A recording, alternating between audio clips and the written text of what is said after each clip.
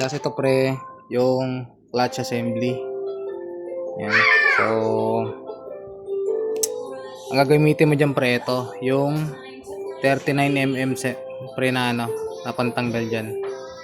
Siyempre gagamit ka ng impact wrench as extension, ito extension, para hindi siya dumikit dito sa pinakaano mo.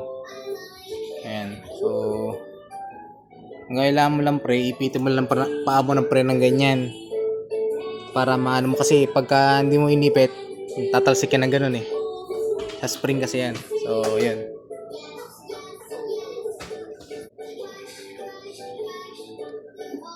So pag natanggal mo na pre, ganyan. So ito yung pinaka ano niya, lock. Ang pwesto niyan pre, ito. Ayan. So lagi mo tatandaan pre na itong pinaka ganito niya pre, ito. Hindi siya dito pre Hindi yan pre sa ilalim. Lagi yan dito sa ibabaw. Ayan. So yan, tanggalin lang natin to, yung itong male tas female.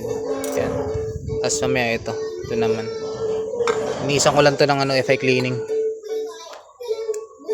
FI cleaner pala. O CBT FI yan, CBT FI. Okay.